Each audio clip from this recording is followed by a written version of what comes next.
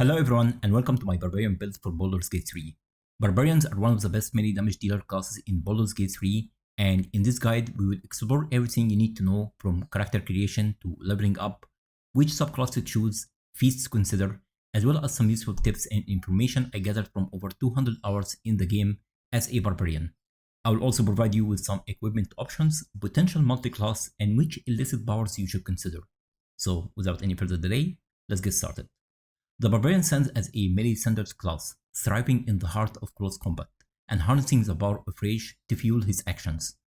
Understanding and effectively utilizing the rage mechanic is essential for achieving the best possible performance as a Barbarian in Baldur's Gate 3.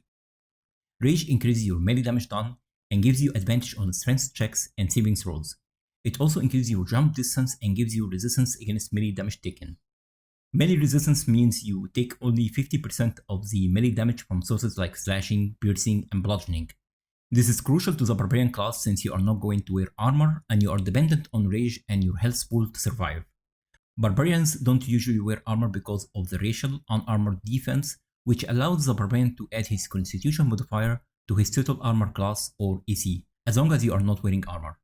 Rage will last 10 rounds, and in order to maintain it, you either need to deal damage or take damage every round, otherwise the rage effect will expire. You have a limited amount of rage charges per long rest. That number increases as you gain more levels in the Barbarian class, up to 5 charges per long rest at level 12. The second most important ability you have is Reckless Attack that you learn at level 2. Reckless Attack is a double-edged sword. It will give you an advantage on your attack rolls, but will also give advantage to enemies attacking you for one turn. Advantage means you get to roll your attack dice 2 times and take the highest result. This is extremely important as you are likely going to land most of your attacks, but also means you are going to get hit a lot of the time as well. However, thanks to the rage mechanic, you are only taking 50% of the melee damage taken, which will bolster your survivability, allowing you to take full advantage of Reckless Attack.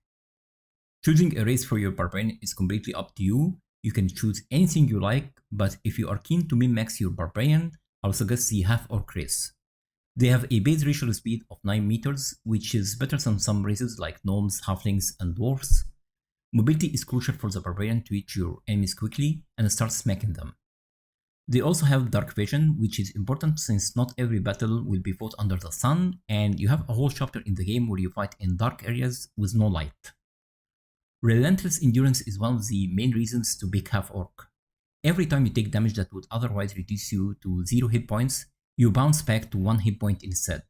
Although this can only trigger once per long rest, it has saved my Barbarian on multiple occasions, and it is extremely useful for a frontline melee focused class like the Barbarian.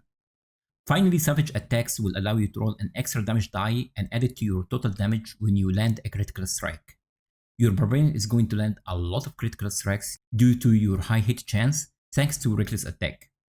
Critical strikes means you get to roll your damage die twice, but if you are playing Half-Orc, you get to triple your weapon damage die, which is very powerful.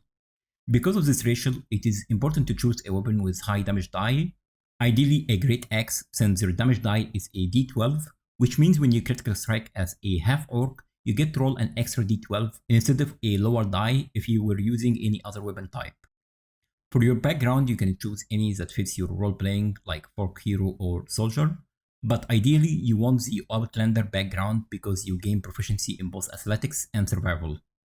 Athletics is a strength skill that improves shove, your resistance to shove, and jumping, while survival will help guide your group through hazardous situations and sometimes find buried treasures.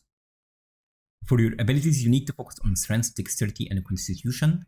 Strength is your most important ability as a Barbarian. It increases the likelihood of landing hits as well as your melee damage done. It also boosts your jump distance and how much weight you can carry. Dexterity determines your armor class, which is vital for your survivability. It also influences your chances of going first in combat. Constitution contributes to your character's total hit points, increasing the amount of damage you can sustain during combat. And as we mentioned earlier, as long as you are not wearing armor, you can add your constitution modifier to your total armor class thanks to the unarmored defense ratio. Assign the +2 bonus to reach 17 strength, set dexterity to 14, assign the +1 bonus to constitution to reach 16, set both charisma and intelligence to 8 and wisdom to 10. This is a small spoiler, but during Act 1 you will get to face the hag in the swamp. If you lowered her HP to around 35, she will panic and ask you to spare her life in return for +1 to any ability. Take that offer to reach 18 in strength. This means you get a +4 modifier for your attacks and damage rolls. For the skill proficiencies, take Perception and Animal Handling. At level 3 you will be able to choose your subclass, either Wild Heart, Berserker or Wild Magic. Each of those subclasses will enhance your rage mechanic in a different way. Between those three, Wild Heart and Berserker are the best subclasses to focus on. Wild Heart will attune your rage with a spirit of an animal and will also give you the ability to speak with animals. I strongly recommend the Bear Heart as it will provide you with resistance to all damage types except for psychic damage. The second option you might want to consider is the Tiger Heart. This will improve your jump distance, but more importantly, it will allow you to cleave up to 3 enemies every turn and trigger a bleed effect on them. Typically you can cleave up to 3 enemies per short rest, so this certainly will improve your cleave damage, allowing you to take on multiple targets at the same time. Be mindful that cleave only deals half of your weapon's normal damage. You can also expand on the Tiger Heart at level 6 when you get to choose your animal aspect. The aspect of the tiger will enable you to add an additional strength modifier when you are rolling your attack dice against poisoned and bleeding targets. Combine this with reckless attack advantage rolls and you'll be hardly missing a single attack from your barbarian. In conclusion, I will either suggest the Bear Heart if you are playing on the Tactician difficulty for the extra survivability, or if you are feeling confident or playing on easier difficulty, go with the Tiger Heart and later aspects of the tiger to further enhance this synergy. The Berserker subclass will give you access to Frenzied Strike and Enraged Throw when you activate your rage. Frenzied Strike is an attack that deals weapon damage and costs 1 bonus action. However, every time you use Frenzied Strike, you gain a stack of Frenzied Strain that decrement your attack rolls by 1 until your rage end. That's why I prefer Wild Heart over Berserker, because even though you get an extra attack with your bonus action, it will continuously compromise your chances to hit your enemies. The second reason is that at level 4 you get to choose your first feat, and ideally you want to pick the Great Weapon Master, which is the best feat you can pick as a barbarian. It will provide you with +10 bonus to your damage rolls for the cost of -5 to your attack rolls, but also gives you an extra attack using your bonus action every time you kill an enemy or land a critical strike. I recommend the Wild Heart subclass and the Bear Heart and take Great Weapon Master for your first feat. If you decided to go with the Berserker subclass, choose the Savage Attacker feat that allows you to roll your damage dice 2 times and pick the highest result, hence maximizing the damage your Barbarian can deal every turn. At level 5 you get a free attack every time you land a weapon attack, which is great. You also get an extra movement speed as long as you are not wearing heavy armor. At level 6 you get to choose your animal aspect. I chose the Bear aspect because it gives an advantage on strength checks and doubles the carrying capacity, making your Barbarian the party mule. However, if you decided to go with the Tiger Heart at level 3, choose either aspect of the Tiger or the Wolverine. At level 7, you get Feral Instinct, which improves your initiative by +3 and you cannot be surprised. At level 8, your Barbarian can no longer be slowed down by difficult terrain and you get to choose your second feat. You can go with Savage Attacker for the extra damage if you already chose Great Weapon Master. You can also choose Ability Improvement to get your Strength modifier to +5. If you are using a second melee character in your party, go with the Bull Arm Master, which enables you to make opportunity attacks to enemies coming within range. And later at level 12, choose the Sentinel feat that allows you to use your reaction to attack enemies that attack your nearby allies.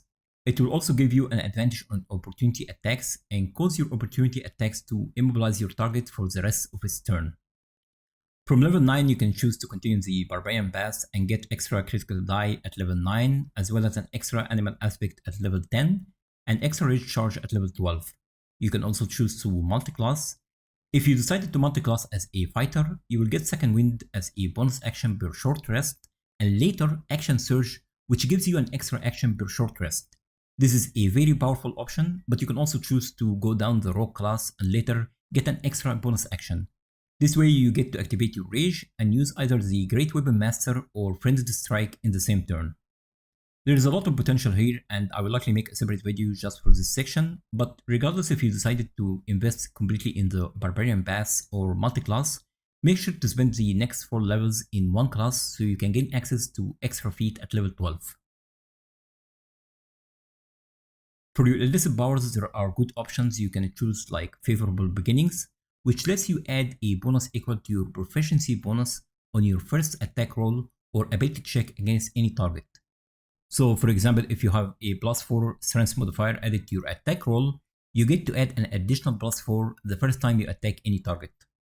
Call the Weak will execute enemies that you bring down to fewer hit points than the number of Illithid Powers you have unlocked. This is very convenient and will get progressively stronger with more Illithid Powers you unlock. One certain power I will strongly recommend is Luck of the Far Realm, which enables you to turn any successful attack against your enemy into a critical strike as a reaction. This has obvious synergy with the Great Weapon Master feat, because when you land a critical strike, you get a free attack as a bonus action. However, make sure to not use it on the same round where you enter Rage, because you will not be able to use the extra attack from Great Weapon Master since you already spent your bonus action to activate your Rage. During your journey, you will come across plenty of powerful equipment for your Barbarian, and I will not be able to list all of them here, but the first item you should be looking out for is the Barbarian Blade. It's a powerful two-handed greatsword that deals 2d6 plus 1 slashing damage, and an additional d4 fire damage. You get this one after defeating Commander Zalk near the end of the prologue. You don't actually need to defeat him, you can simply get Shadowheart to use command drop on him, and then pick it up.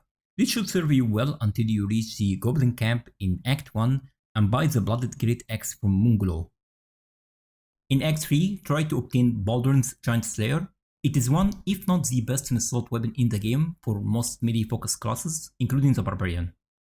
As I mentioned earlier, Barbarians don't usually wear armor, so they can benefit from the unarmored defense ratio.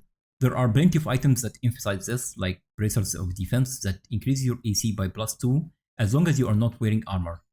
You get this one from the Blighted Village in Act 1. Enter the Alchemist's shop and go down the cellar. You need to succeed a perception check to reveal a hidden passage behind a bookcase. Break the mirror door and loot the gloves from a chest on the other side of the room.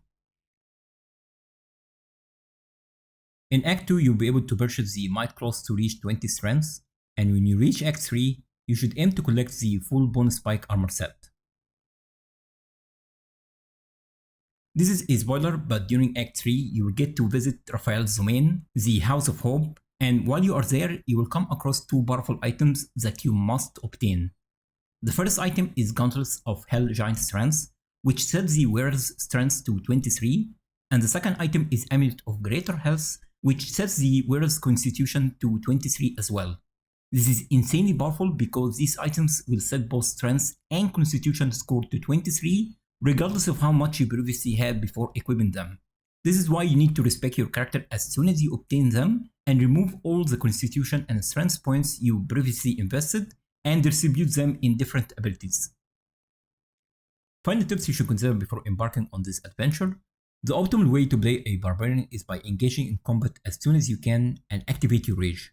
Your Rage will drastically improve your damage done and survivability, but don't forget you have a limited charges of Rage per long rest and you can't simply use it on every battle. Managing your Rage is essential to successfully play Barbarian in Baldur's Gate 3.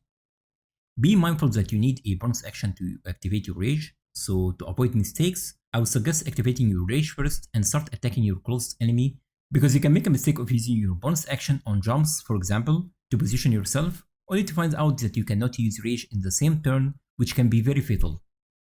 Your jump is very strong and it will easily enable you to close gaps between you and your enemies. Sometimes you will find that you can only reach your enemy in the same round only by jumping rather than running, so make sure to utilize that. However, if you find yourself incapable of reaching your enemies in a certain round, have a crossbow equipped so you are able to maintain your Rage by dealing raging damage in that round. Although I made it abundantly clear that Barbarians do not usually wear armor, they are still proficient in medium armor and you are likely to achieve even higher armor class by equipping one. So always be on the lookout for a decent medium armor option during your adventure as a Barbarian. This brings this guide to an end. Thank you so much for watching and I hope you found the information presented here helpful. If you did, please make sure to give this video a like and leave a comment down below. Let me know what you think and which class you would like me to cover next. Until next time, have a great day.